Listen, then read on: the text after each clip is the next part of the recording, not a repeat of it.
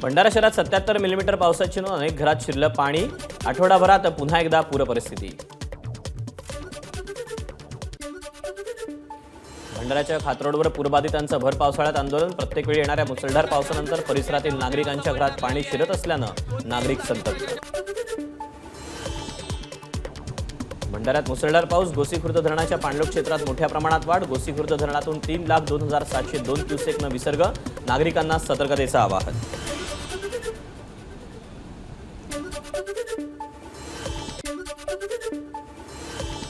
कोल्हापूरमधल्या पूरपरिस्थितीची खासदार शाहू महाराजांकडून पाहणी।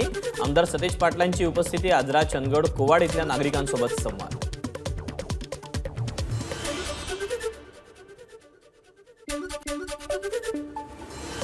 कोल्हापूर जिल्ह्यात अतिवृष्टीमुळे पूरस्थिती। ऊसाच्या पिकात पुराचं पाणी तर कोवाड बाजारपेठेत पाणी शिरल्यानं दुकानांचं नुकसान। वर्ध्यात वाघाडी नदीच्या पुरात अडकलेल्या तिघांची पोलिसांकडून सुटका। समुद्रपूर तालुक्यातली घटना। वर्ध्यात ओला दुष्काळ घोषित करून शेतकऱ्यांचं कर्ज माफ करा। किसान अधिकार अभियान संघटनेची मागणी।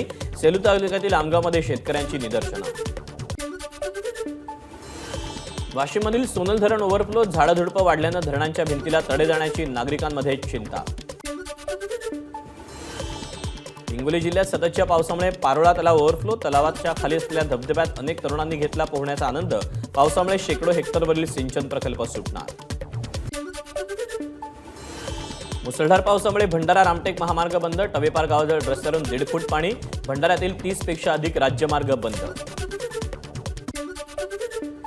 नाशिकच्या त्र्यंबकेश्वरमधील पहिणे परिसरात पर्यटकांची मोठी गर्दी। दारू पिण्यासाठी जाणाऱ्या पर्यटकांची पोलिसांकडून तपासणी करून कारवाई। सिंधुदुर्गमधील वैभववाडीमधील नापणे धबधब्यावर पदपथ पूल बांधणार। पुलासाठी काचेचा वापर करण्यात येणार असल्याची माहिती। राज्यातला हा पहिलाच प्रकल्प। वर्ध्याच्या कारंजा तालुक्यातली खैरिया धरणामध्ये तरुण वाहून गेला। 2 दिवसानंतरही तरुणाचा शोध सुरू। चंद्रपूरच्या झरपट नदीच्या पाण्यात कार वाहून गेल्याची घटना समोर। कमी उंचीच्या पुलावरून पाण्यात कार टाकणं महागात पडलं। दोघांचा जीव कसाबसा वाचला। नागपूरच्या भिवापूर तालुक्यातल्या चिखलापार पुलावरून ट्रक वाहून गेला। उमरेड सिरसी हिंगणघाट मार्गावरची घटना। ट्रकमध्ये दोघे असल्याची माहिती।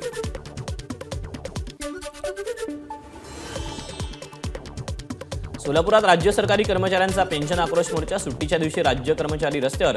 डॉक्टर बाबासाहेब आंबेडकर चौक ते सोलापूर जिल्हा परिषदेपर्यंत मोर्चाचं आयोजन। नाशिक शहर बस सेवा वाहक कर्मचारी संपाचा 3रा दिवस। पगारवाढ देण्याच्या मागणीसाठी कर्मचाऱ्यांचा संप। अचानक संपावर गेल्यानं 10 कर्मचाऱ्यांवर गुन्हा दाखल। नाशिकच्या येवल्यातील तळवाडे देवळाळे रस्त्याची दुरावस्था। 25 वर्षांपासून संबंधित विभागाचं दुर्लक्ष। लाडकी बहीण योजनेचा लाभ नको पण रस्ता करून द्या, महिलांची मागणी। यवतमाळमध्ये 1,93,000चं बनावट खाद्यतेल जप्त। 3 जणांवर स्थानिक गुन्हे शाखेची कारवाई। नाशिकच्या मनमाडमध्ये 2 तरुणांचे मृतदेह आढळून आल्यानं खळबळ। लोहमार्ग पोलिसांकडून अधिकचा तपास सुरू। सांगलीमध्ये शिक्षण सेवक सहकारी सोसायटीच्या वार्षिक सभेत शिक्षकांचा राडा। शिक्षकांनी ऐनवेळी एकमेकांची कॉलर धरून केली धक्काबुक्की। जालना पोलिसांकडून चोरीच्या 13 मोटरसायकल जप्त। एका आरोपीला अटक। चंद्रपूरमध्ये एका कारमधून गावठी बनावटीची पिस्तूल आणि काडतुसं जप्त। जिल्ह्यातल्या वाढत्या गुन्हेगारीच्या पार्श्वभूमीवर चंद्रपूर पोलिसांची कारवाई।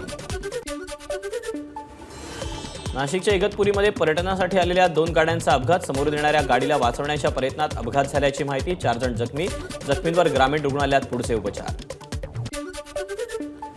नाशिक रोड परिसरात 4 चाकीची ट्रॅक्टरला धडक। कारमधील दोघे किरकोळ जखमी। ट्रॅक्टर चालकांना अचानक ब्रेक दाबल्यामुळे अपघात झाल्याची माहिती। ट्रॅक्टर चालक फरार। अहमदनगरच्या राहता शहरात बिबट्या आणि कुत्र्याच्या झटापटीचा थरार सीसीटीव्ही कॅमेरानं टिपला। वैजापूरकर वस्तीवरची घटना। कोल्हापूरच्या राधानगरी अभयारण्यातील हत्तीमहल परिसरात गव्यांचा कळप। 6 ते 7 गव्यांचा मुक्त संचार। विजयकुमार आर्डेंनी मोबाईलमध्ये चित्रित केला गव्यांचा कळप।